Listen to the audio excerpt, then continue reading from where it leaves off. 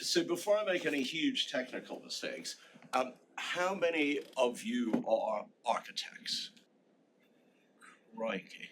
And any town planners, city planners? One, a couple? Okay, good. Well, stop me if I say anything really ridiculous.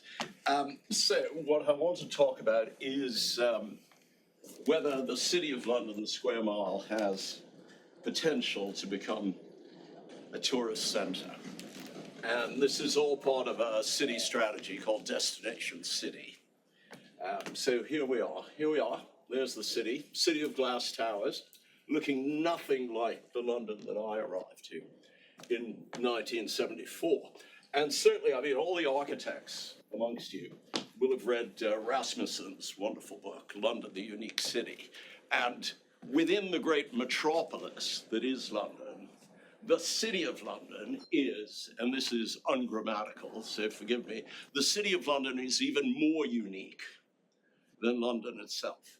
So I want to discuss some of that uniqueness, recognizing the fact that increasingly, in an increasingly homogenized world, and this is looking a bit Abu Dhabi-ish at the moment, in an increasingly homogenized world, difference and distinctiveness has value. Yeah. And the City of London does have a great deal of difference and distinctiveness, including, our livery companies, which I have described to someone as saying a livery company is a charity disguised as a pantomime. We like dressing up, and what's wrong with that? Never knowingly underdressed. So here we are, the City of London. Now, when the first short cinema films were made in the 1890s and early 1900s, a lot of them were travelogues. And critics at the time said, this is absolutely wonderful. The cinema is fantastic because it will mean that people can spare the discomfort and the expense of traveling. And the cinema will make travel irrelevant. Okay, well, see how well that worked, didn't it? So this is, here we have the, actually not huge crowds, sort of average crowds at the Trevi Fountain in Rome, where they're now going to start charging admission because it is impossible to. I love showing this slide. See, I'm American, so I can show this. We're going to talk about tourism. Tourism is the 10th largest industry in the world, $1 trillion industry, and an industry that is growing and growing in spite of wars, environmental concerns, cost of living crises. Travel and tourism keep growing. So I'm going to talk a little bit about what we could call the demand side. And the demand is seemingly unstoppable. And what it's done is, of course, it's led to over-tourism. Over-tourism is the buzzword of the moment. Now, it's going to be impossible to reduce tourist numbers. And over-tourism mostly is about having too many people in the wrong place. Over-tourism is a question of distribution rather than of sheer numbers, because we can't do anything to reduce the sheer numbers. We've just got to find different places to put them. One of the reasons we have over-tourism is because of the popularity of Instagram, bucket lists, et cetera, et cetera, et cetera. Everyone wants to see the same stuff. So when you go to Venice, if you happen to be on the main tourist route, it's like this. Yeah. Unfortunately, I've been in Venice in August when it's at its most crowded. Yet, I could still find streets like this, and I could still walk. I remember one day walking for nearly an hour without seeing a single obvious tourist. So over-tourism is about bad distribution, not just the evil of huge numbers. But of course, it does have enormous political repercussions. This is one of the many anti-tourist demonstrations. And, places like Mallorca, it's a real problem because the tourist economy is pricing locals out of accommodation. It's ruining their quality of life. But on the other hand, there's not much else to do there. So, they have this problem about economic prosperity and the social and cultural destructiveness of over-tourism. But we've got to figure out what to do. Where do we put these guys when they're alive? Okay? Now, London is, well, on the index of world financial centers, London is number 2 at the moment. It's New York, London, Hong Kong, Shanghai. It's quite fluid, the top sort of 3 or 4. In terms of tourist destinations and sheer visitor numbers, London is the number 3 tourist destination in the world. Yeah. You'll be interested to know that number 1 is Bangkok and number 2 is Istanbul, which kind of explains why Turkish Airlines is always ordering 60 Airbuses at a time. But, London gets over 20 million visitors a year. And the problem is that they all tend to hang out in the same place. Yeah. So here they are queuing to look at the crown jewels. And there are times when you don't see very many people around the Tower of London, but they're pretty rare. So queuing is one of the poor consequences of over-tourism, and it also makes it rather difficult for those of us who actually live in the place to quite often see things. I mean, I'd love to go to the Tower of London more often, but I couldn't because it's just too much of a hassle. Now, the big tourist attractions are mostly not in the City of London, but the City of London does have a few that feature in the top 20, 30 of British tourist attractions. So, of course, there is the Tower of London, which I think gets about 3 million visitors a year, and St. Paul's Cathedral, which gets about, well, nearly 2 million a year. But other than those 2 big jewels in the crown, the City of London has not really been very good at promoting its tourist assets, of which there are many. So here's a little chart: destination city, a growth strategy for the square mile, a global magnet, not a global magnet for international talent and finance, but also a global magnet as a place. So we want to make London a more interesting city, a more widely appreciated city, not just viewed as a one-trick pony, as a sort of money shop. Yeah. Now, the assets that the city had are absolutely extraordinary. Could be appreciated by a whole range of tourists if they're marketed and presented properly. So, I just think, for example, of London street signs. Yeah. We have some of the best, most interesting street signs, all footnotes to history. If you could only scan that and be told that this is a pre-Roman street that goes all the way to the northwest. Obviously, this is a street where the bakers used to cluster. Cheapside, one of the oldest markets, because of course cheap is Old English for market. Rather like where I live, Chipping Camden, which is Camden Market. Paternoster Square, just around the corner here. Why is it called that? Because according to Stowe, in the 16th century topographer, in the 16th century, this was the place where people who made prayer beads had their shops. And you'd have your prayer beads, a bit like rosary beads, and you'd say you were Paternoster. It then became, an extraordinary thing. It became the center of the publishing industry, and it remained the center of the publishing industry until the middle of the 20th century. During the Blitz, in one night in December 1940, Paternoster Row was bombed, and 6 million books went up in flames. So, this is extraordinarily rich and interesting and creative area. But you can't win them all. So the very street sides of London are an extraordinarily rich footnote to an extraordinarily complex city. And what I like about London is, about the city of London, is its kind of Rome-like quality. Every corner has something really interesting. Every single corner of London. I mean, this thing, most of you familiar with this Victorian carbuncle, which is the St. Lawrence and Mary Magdalene fountain, which was moved from another site, but it's an astonishing bit of high Victorian Gothic revival kitsch. It's fantastic. Any tourist would love to see it. And of course, what about Postman's Park?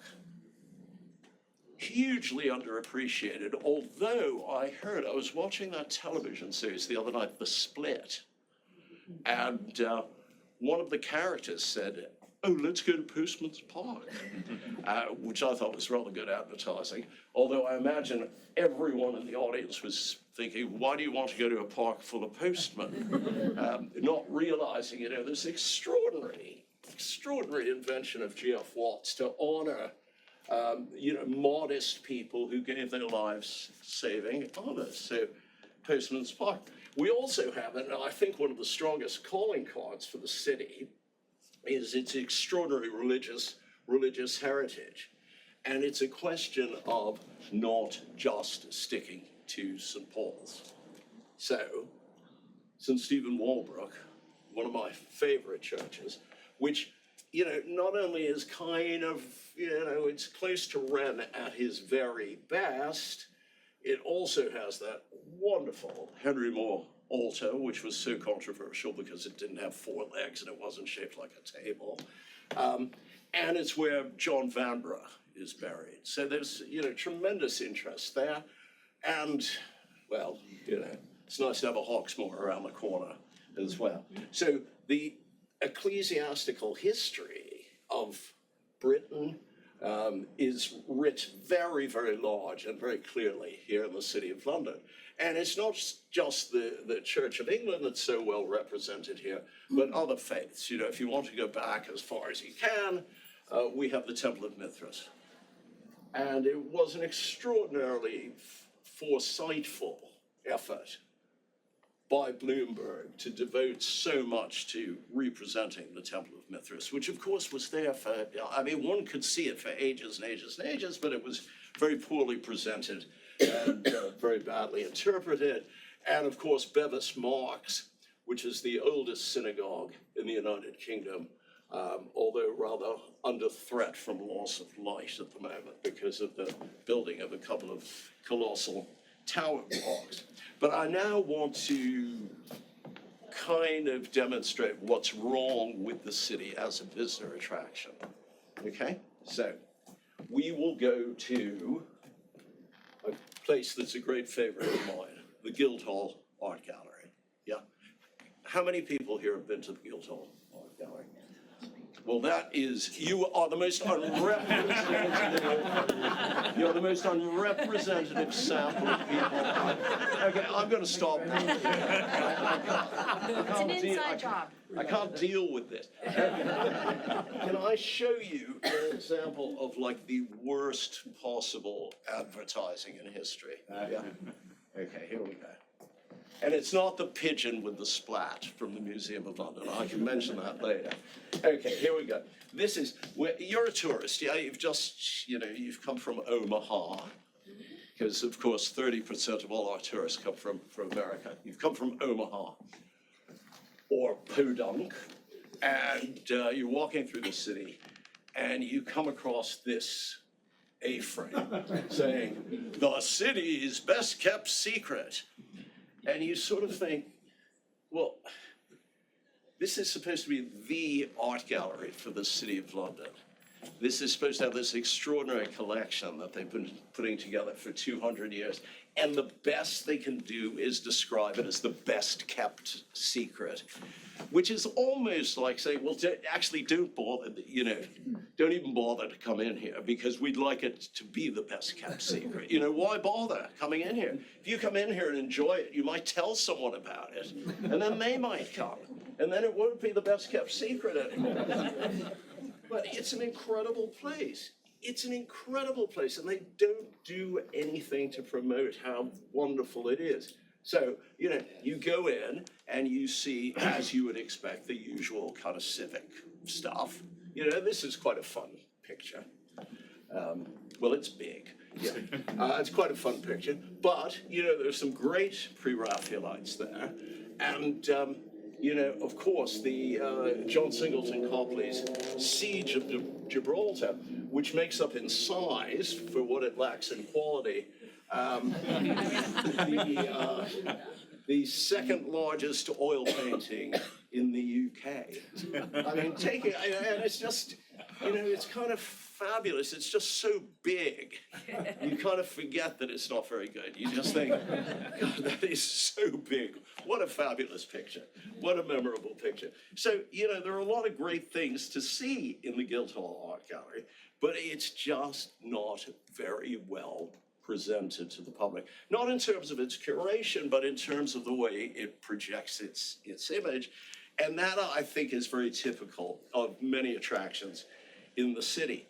We're adding attractions, which is a great thing, so we've now got all these kind of sky gardens, and a large number of them are open to the public. And that's really good. That's been a big asset. Now, there have been some major initiatives, some citywide initiatives. Some have worked and some haven't worked in terms of audience attraction. Do you remember the Culture Mile? Well, the Culture Mile was supposed to be this incredibly major initiative, which was going to link all the cultural institutions that spread across one end of London to the other. And the most important aspect of the Culture Mile was going to be this neo-Babylonian ziggurat, which somehow is meant to conceal the city music center.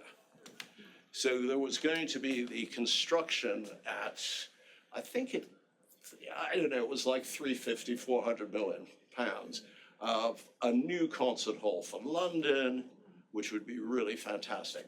And this was allegedly the price that Simon Rattle extracted from the city in order to agree to leave Berlin and come to conduct the London Symphony Orchestra.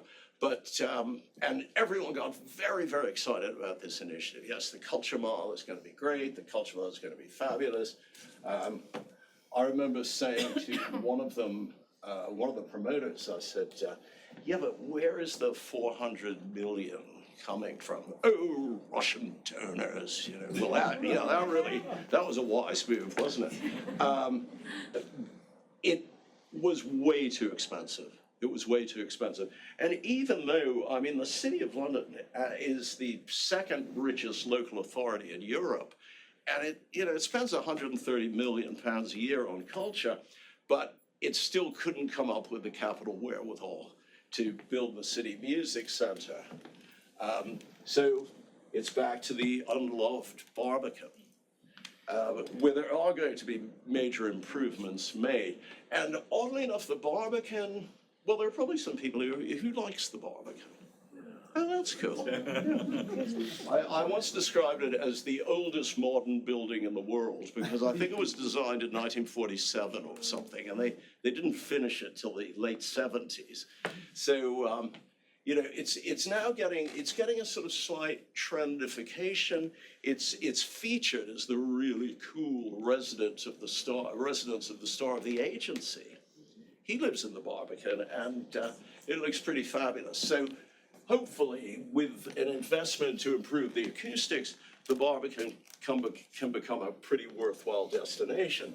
Now, the biggest thing in town, the biggest show in town, in terms of turning the City of London into a place that visitors want to go to, is going to be the new Museum of London.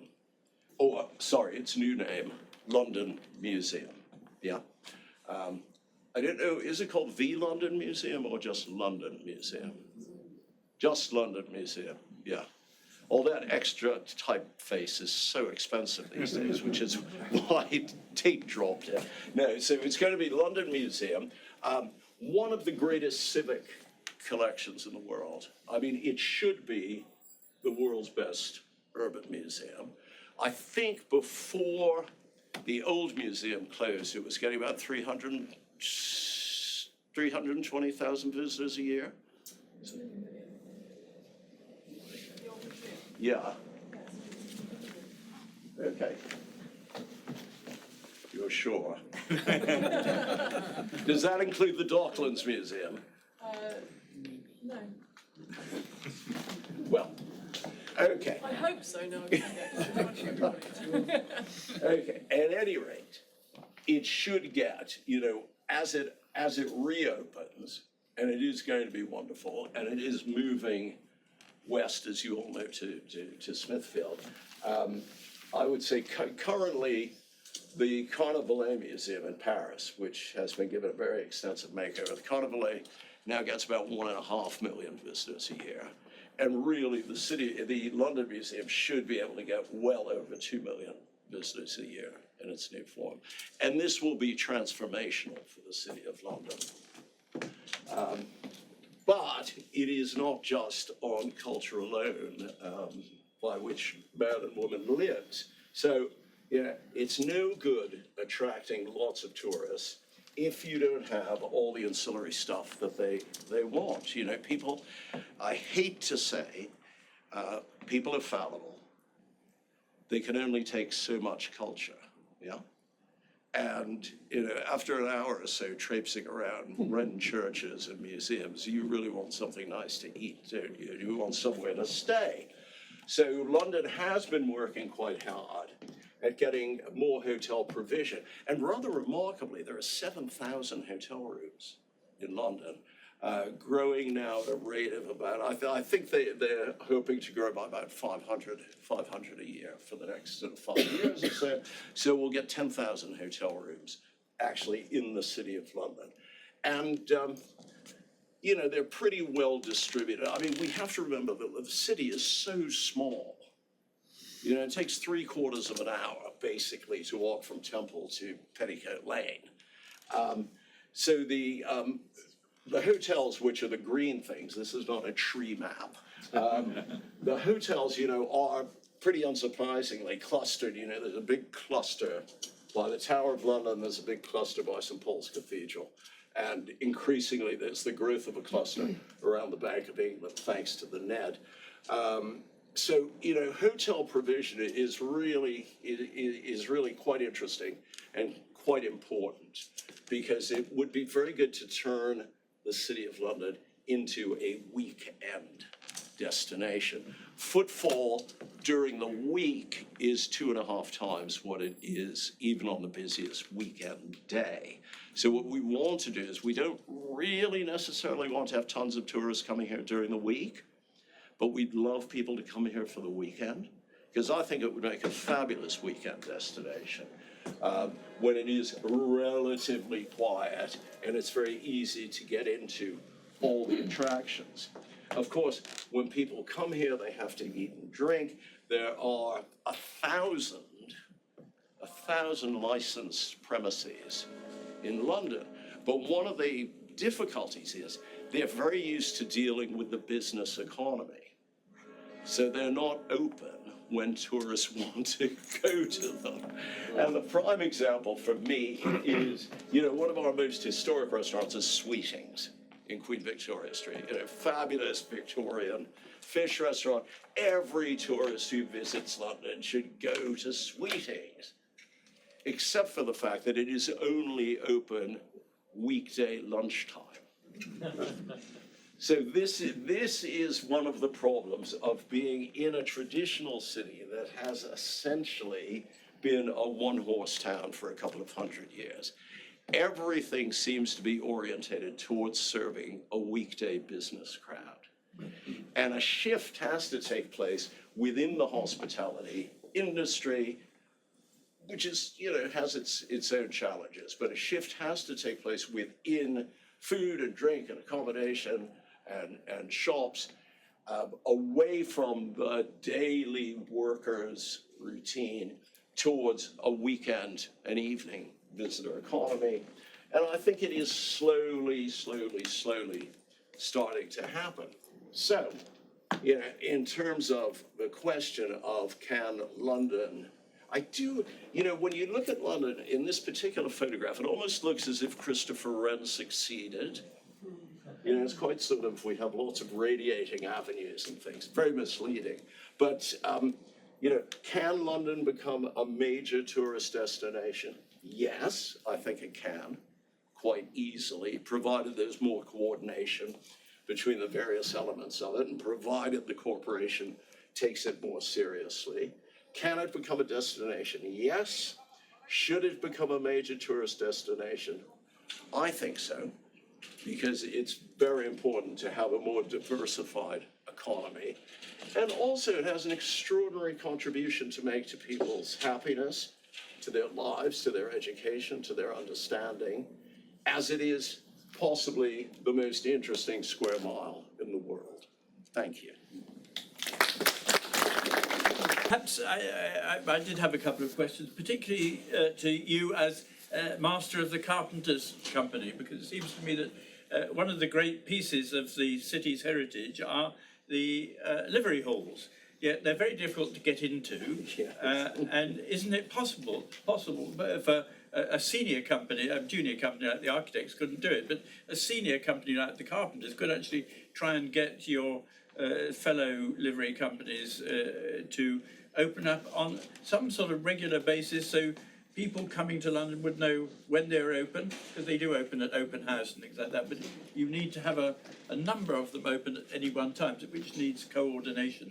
Do you think that would be feasible?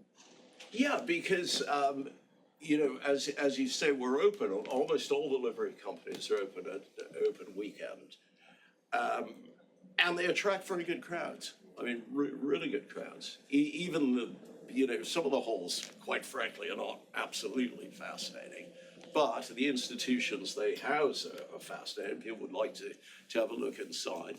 I know that, for example, as we embark on the rebuilding of Carpenters Hall, one of our desiderata is to have greater public access. Is to make our archives accessible, to have a study area for visitors, et cetera, et cetera.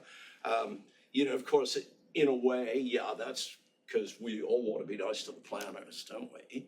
But it's also about fulfilling your social mission and your sense of purpose and educating people in terms of what you do, promoting the craft and so on. So I think, I would be very much in favor of the livery halls being open. I'd love to see them start off by being open one Saturday a month. Definitely not a weekday, but certainly a Saturday or Sunday, because I think that would help to get people used to the idea of coming to the city over the weekend. So I would love to see more people in the halls. Some of the companies, of course, are quite protective and are maybe less willing to be engaged with the public. But if we could get a dozen halls open, it would be a great thing. It would be a wonderful thing. Perhaps the city, a driving destination city strategy. They could put a bit of twist the livery company's arms. I remember when I was introduced to the sort of livery, I went to this talk where they said the governance of the city is these three overlapping circles. You've got businesses, you've got the corporation, and you've got livery. But actually, livery really do deliver very little, actually, in terms of supporting the city in these new policies. They deliver a lot in terms of charity, but in terms of policy, I think you're right. Yeah. You mentioned Bevis Marks and the controversy of the planning application to build a very tall building there. Do you think that the City of London, as a corporation, takes its own heritage seriously? Do you think it respects it? Well, not when I look at some of the stuff that's been built. I think they have an aspiration to be more respectful of it, but that has not yet really translated into action, because there's so much more I think that could be done in terms of presenting and explaining and preserving the heritage. But you have 150 years, maybe slightly longer than that, of being the financial capital of the world, and a culture which thinks that the most important thing about the city is that it's the greatest place to do business. And that to me is a very one-dimensional view of the city, because I think the city is so culturally and artistically rich that it's slightly demeaning just to think of it as a great sort of, only as a great global finance center. So yeah, I mean, I would love to see the city take its heritage more seriously. I don't think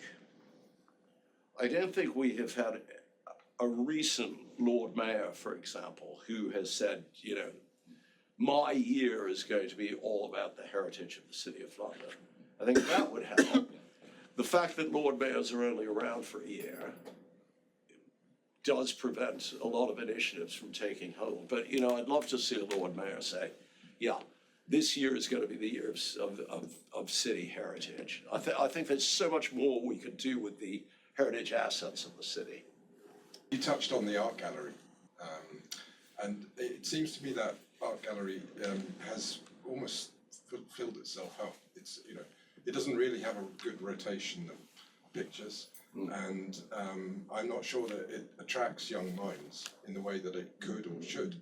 And I wonder if the development of Smithfield Market and with the new museum and the rest of the market couldn't be a more dynamic location for a modern art gallery, which the city could invest in, or find somebody like Jay Joplin or somebody from the modern art world to actually take on as a project, and build on the city's heritage in that way, in a modern museum of art. I think that could be something that could be really interesting. Yeah, I think, one of the problems with the Guildhall Art Gallery, as you point out, is it's kind of too small. And as you say, because of that, you can't have a rotation. I actually don't know how many pictures they've got in storage. I'd love to find out.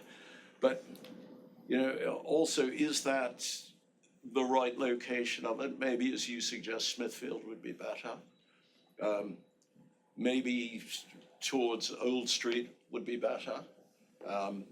Being in the sort of ceremonial heart of London just doesn't seem to be that appropriate anymore.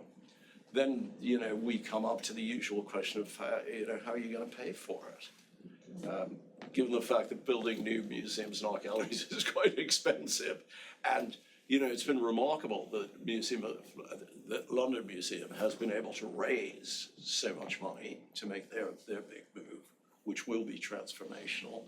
Well, I mentioned that because in Brussels they're building a new museum called the Canal Project, and it's going to be the biggest museum in Europe in art terms. It's four city blocks. It's got 4 streets running through the middle of it, and it's the old Citroen factory. And it opens in 2 years' time. And there, the collection from the Guggenheim has sponsored it, in some ways combined with the city.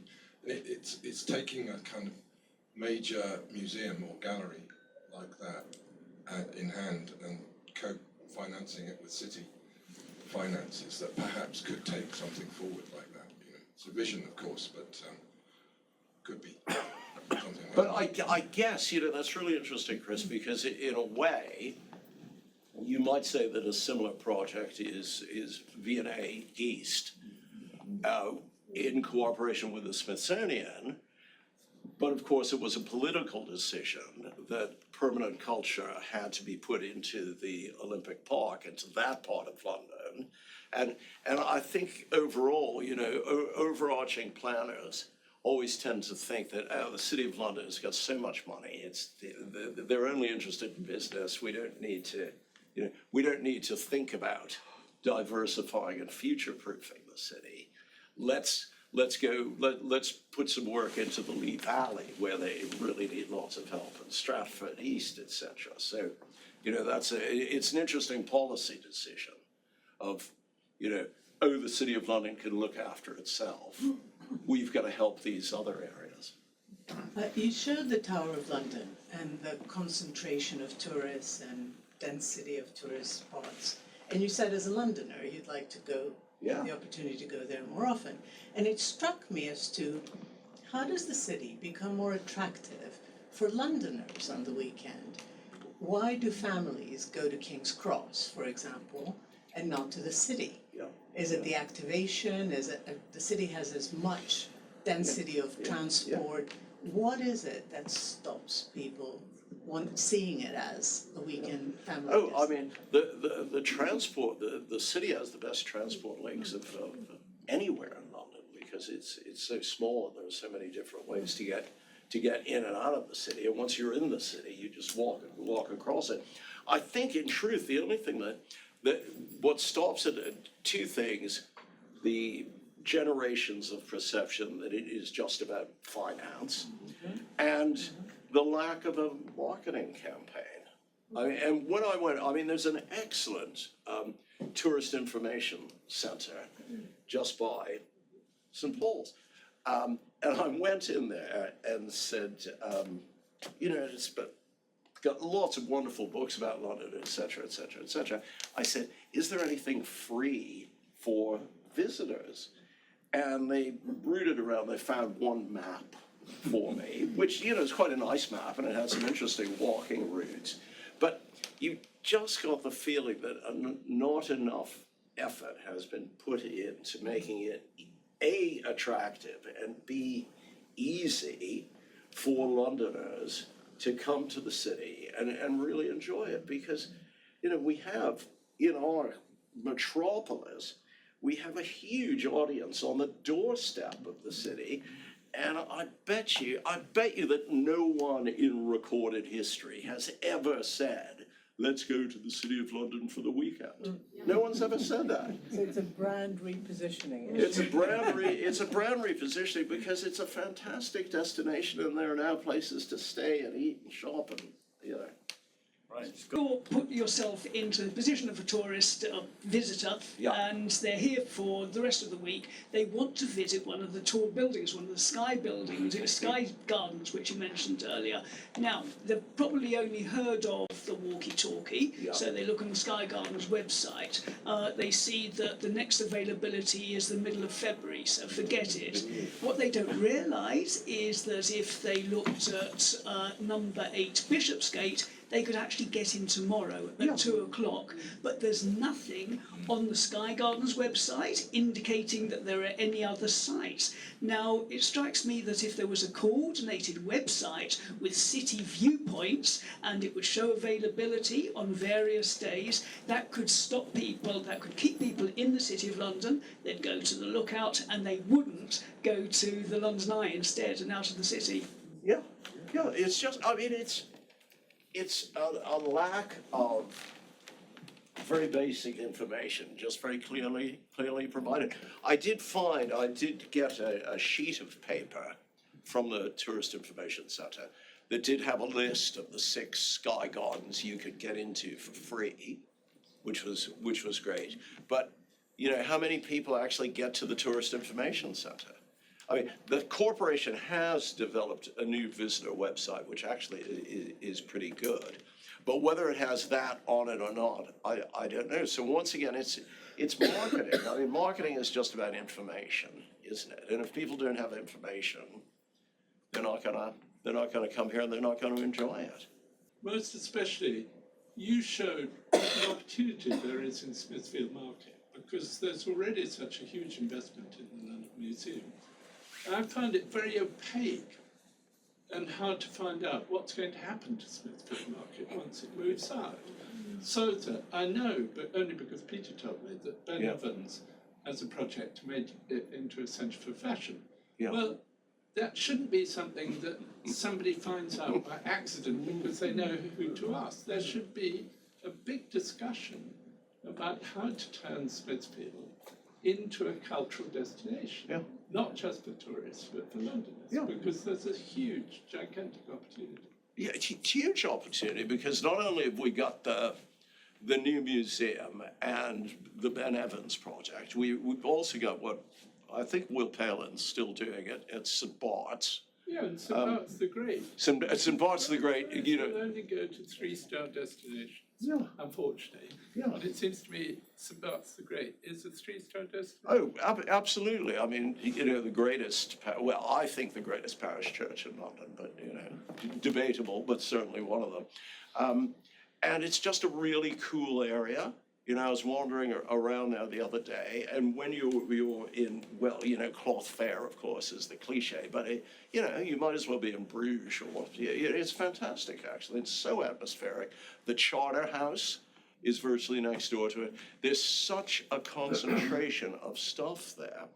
But it seems to me that there is very little coordination and very little And also the talking. mindset is unfortunately anti-historical for reasons you described. It's so focused Yeah. on Hello, attracting Nimisha. international finance. But actually treasuring, looking after, protecting and making available the history of the city is not. Yeah. No, But I mean, but Smithfield could be one of the great cultural quarters. The headline, here's the question, with the headlines now saying that we're all going back to the office, don't we think that the whole destination city kind of concept, the days of it are numbered, effectively, and that we're going to have to think of a different way to pursue the agenda that you're talking about? Yeah, maybe. I mean, I think that there is a sad history of failed initiatives. Culture Mile, which was a very good idea, a very exciting idea, just never got off the blocks. Then there was Knowledge Mile. Knowledge Mile was a pretty interesting idea because, yeah, but no, it was going to be Knowledge Mile, and which was Michael Manelli's idea. But once again, you know, as mayor for a year, you can't really get anything done. But it was a great idea because there are a lot of learned institutions and educational institutions in the city. I don't think, I mean, Destination City as a brand may be a dead duck, but I think the aspiration that the City of London should be a 7-day-a-week thriving community, attracting global visitors, I think is a very good one. I think it's a great one. To tell people, but in terms of the coordinated approach, there's so many activations happening, you know, fantastic initiatives through the bids, through Sculpting City, but there doesn't seem to any of us, I think, an overlay, a kind of, you know, if we see the city as a stage, it needs to be programmed as one stage. And I think there's so many things happening that people just don't know quite where to turn. With Michael's 10 years Lord Mayor, he commissioned a festival which we produced, City Festival of Music, Invention Knowledge. And the success of that was twinning it with Genoa. So we went over and twinned it, and it did generate a new audience and created that destination, which I think is missing. So perhaps, you know, an answer to bring back the City Festival, which ran for years with £1 million budget, and then had, you know, this big 6-year, 7-year gap until this recent festival, is to tie in a festival each year with the Lord Mayor's themes, and, you know, that way it's sort of rooted in the history and the knowledge and the culture, and bringing together the businesses. Each year could be, I don't know, an idea. Yeah, I mean, Michael's festival was brilliant. Do you think it'd be helpful if more people lived in the City of London? Yeah, and I think they're going to, because we've got a heck of a lot of now substandard office space. It's a question of whether policy is going to encourage the conversion of some of that office space into residential space, because it would be nice to have more the residential areas spread throughout the city rather than concentrated in so few places. So, I mean, I think, yeah, more people would be great, because that's how you sustain a 24-hour, 7-day-a-week economy.